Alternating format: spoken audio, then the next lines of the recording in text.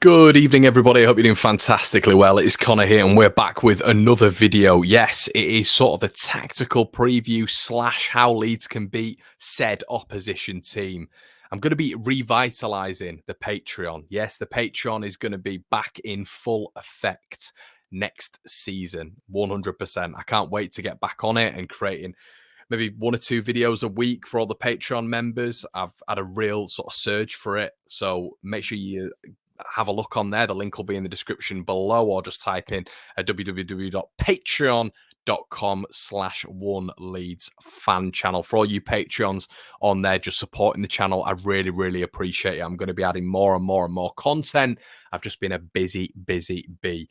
As well, guys, we are sponsored by BETMATE. As you all know, a fantastic number of people got involved with the free bet last week, just picking your fantasy football team for the weekend fixture. So we have another one today for you. We're going to be discussing it more in the preview, but it's Leeds taking on Crystal Palace at Selhurst Park, and we've got an offer for you guys, a £200 minimum payout, which is obviously spread among several places, which means there is a larger percentage that you guys are going to win and take away some money. The entry is £3, and the pot code is PALLEE1, as you can see at the bottom there. The link is in the description below. Make sure you check it out. As I say, guys, this is the pot code there if you want to check it out. We will be updating everything in the description below, and this is the team that I've gone with this weekend. I've gone with Ilan Meslier net. I've gone with Coops and Gahey at the back. I've gone Conor Gallagher captain,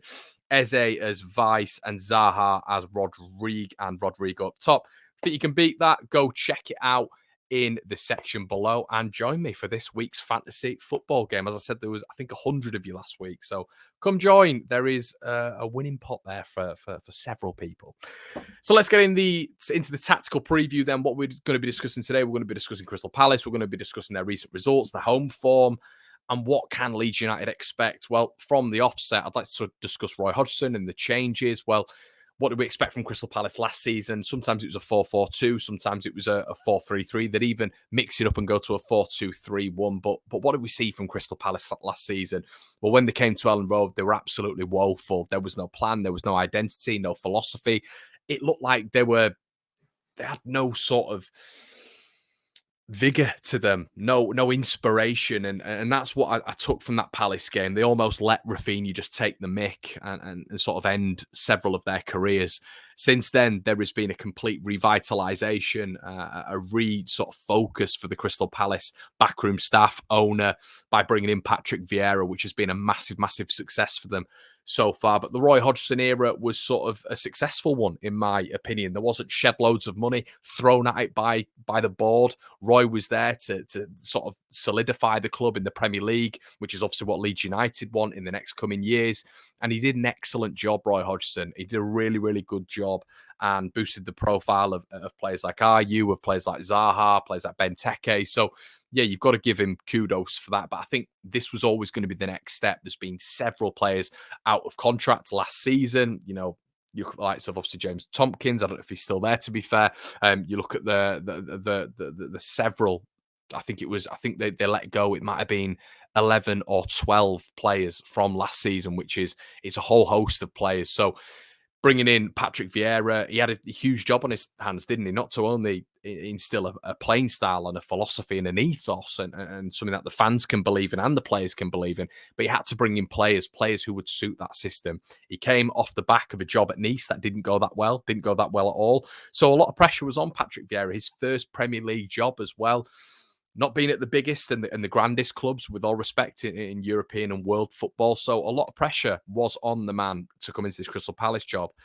But what he's done is quite remarkable. And a lot of you guys, I mean, we were discussing it last night in the debrief, saying, Brownie was saying that he didn't feel that, the sort of gap between Leeds and Palace is that big, from, 33 points to 37. And quite right when you look at the statistics behind it, in terms of just the point total, but it's the play. It's what Crystal Palace are doing now. That transition from Roy Hodgson to Patrick Vieira, that transition to playing great football. There's a real press there. The Palace fans are loving it.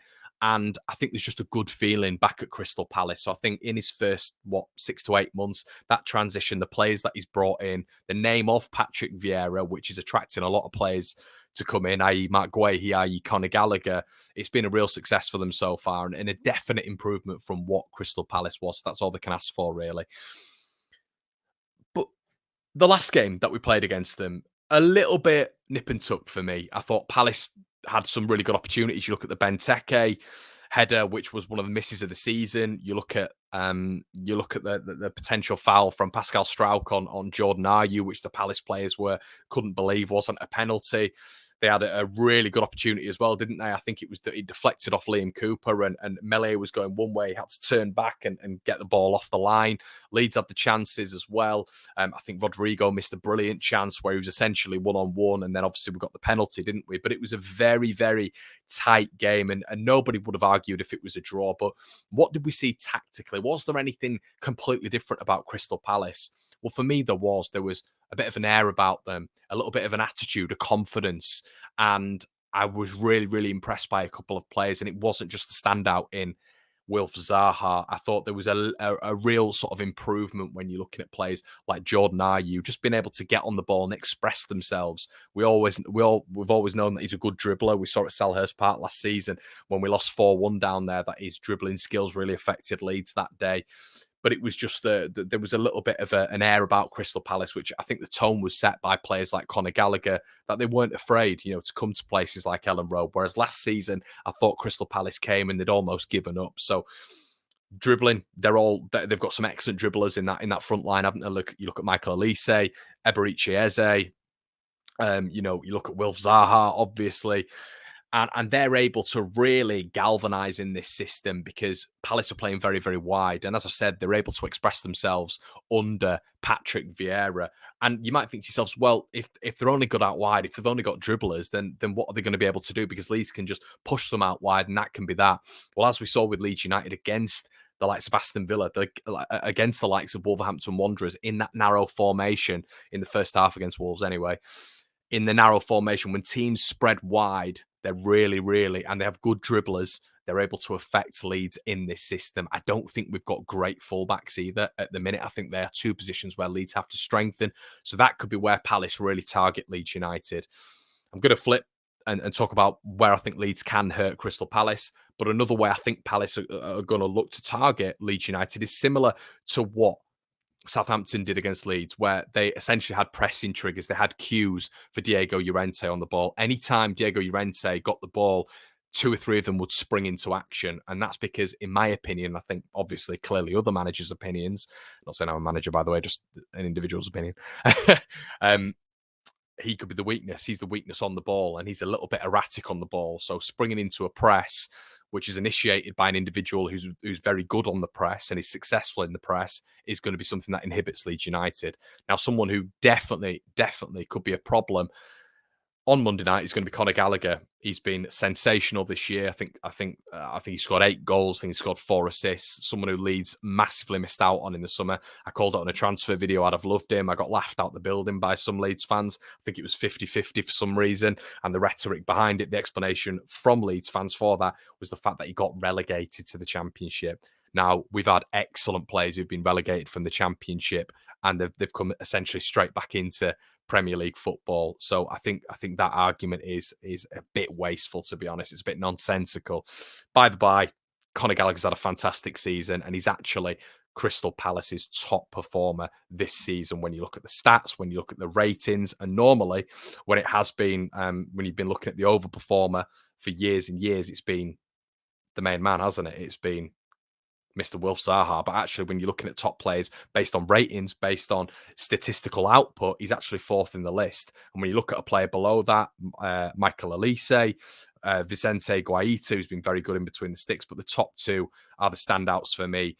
Anderson at the back has essentially been able to form an excellent partnership with Mark Guehi.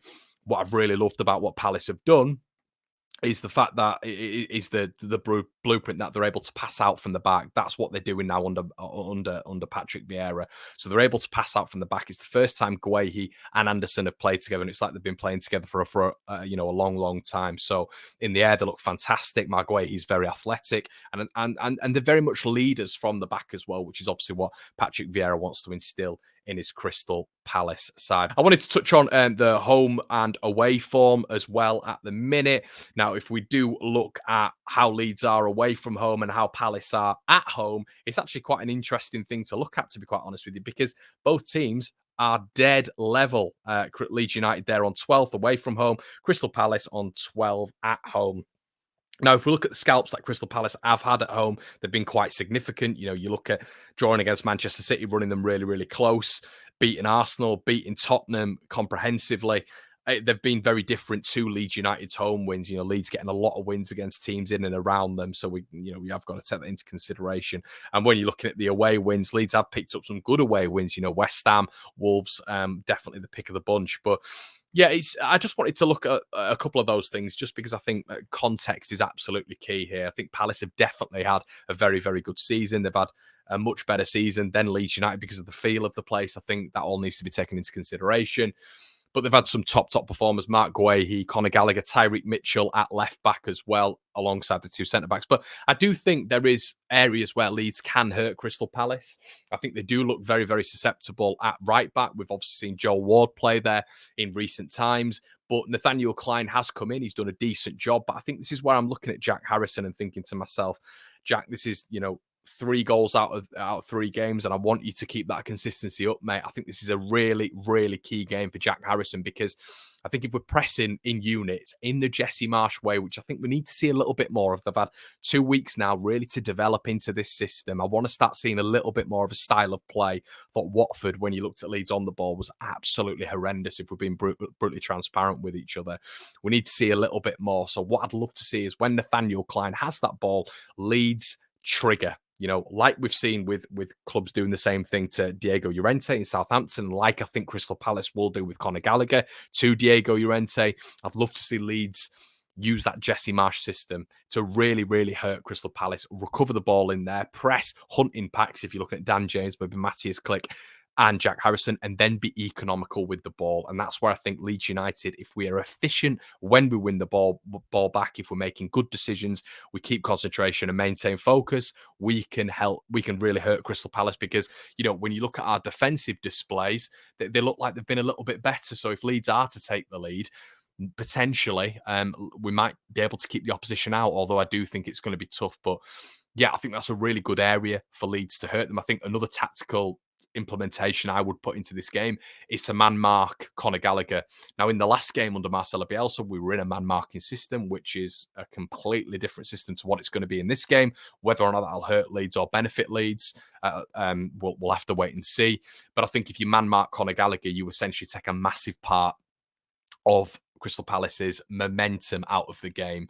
Obviously, he was out of the game at the weekend against Chelsea, but I think this game is going to be absolutely huge if you're able to alienate him, which I think is going to be a difficult task. But, Calvin Phillips is more than capable to do that, but it's going to be a real difficulty from him, because Conor Gallagher is going to be a top operator in world football, in my opinion, very, very soon. So, yeah, I mean, another little implementation I would like to see with Leeds is when you're, maybe it's not tactical, maybe it's just looking at individual players in the game, and maybe not a sort of unit thing and a team thing. It's just to maintain that focus and maintain that concentration, because Crystal Palace have a lot of very, very good dribblers, a lot of very, very good players on the ball. Elise, Zaha, Eze, Jordan Ayew, very, very technical players on the ball, and they've still got big men in the middle. If you're maybe looking at Benteke, Ajin Mateta as well, who's 6'5". When they get the ball out wide, when they spread the play, they're able to hit that big man. But if they're not going to do that, I think there's going to be a real encouragement from Patrick Vieira to be running at these Leeds fullbacks, because we don't have the best fullbacks in the league at all, do we, if we're putting it lightly? So they have really technically gifted players on the ball, and I think that's where they can maybe pick up fouls in and around our box, which Leeds are very poor at dealing with sometimes, which I think we need to have a little bit more focus, a little bit more concentration. and make Palace make unforced errors. I think in the last game we made them do that a little bit. We frustrated them a little bit. They weren't able to really build up, and I think that's where Leeds, if we're able to nick a goal, can really hurt them. Let me know what you think in the comment section below, guys. I hope you've enjoyed. Make sure you're checking out the BetMate app in the description. You know, there's a 200 quid prize draw in there for the game against Crystal Palace. Make sure you check it out, guys. Hope you've enjoyed. Make sure you like the video as well, because it pops up on everybody else's algorithm. Makes you know the channel go up a little bit, and gets in people's timelines and feeds and all that good stuff. So make sure you're doing all that, and I will catch you for the preview coming up. Cheers.